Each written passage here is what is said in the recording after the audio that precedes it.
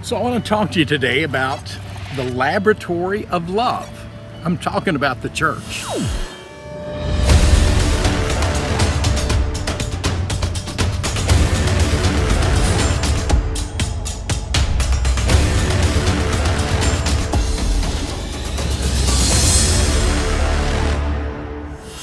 So when I was in my first year of college, I took a class in geology.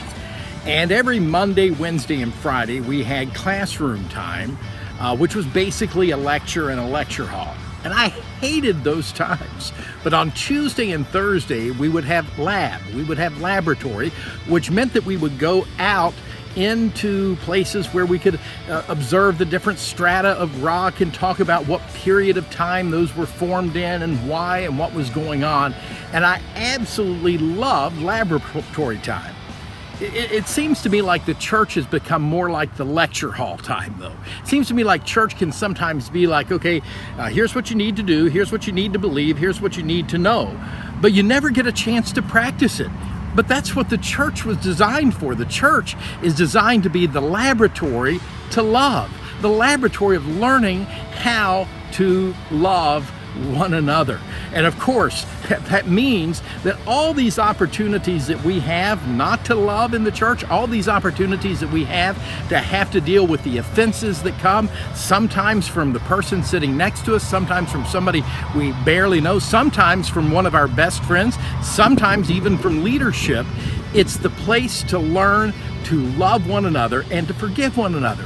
Sadly, too many people will take off once they're offended and try to go find another classroom lecture that they can attend where they don't have to do the labs. And yet what they do is they take that same inability to love and to forgive right into another group of people, only to repeat the pattern over and over again. God has brought us together to learn to love, and the church is the best place in the world for us to learn to love. Look what Paul says in Ephesians chapter 4, starting in verse 15. He says, "Instead, we will speak the truth in love, growing in every way more and more like Christ, who is the head of the church. He makes the whole body fit together perfectly as each part does its own special work. It helps the other parts to grow so that the whole body is healthy and growing and full of love." So here's the point. If the greatest commandments are to love the Lord your God with all your heart, with all your soul, with all your mind and all your strength, and to love one another as yourself, what better place to learn how to do that than the church? So let me encourage you. If you've been offended lately, if you've picked up an offense and you're carrying it, be careful, because it will soon turn to a resentment. And you hold on to that resentment very long, it's going to turn to bitterness.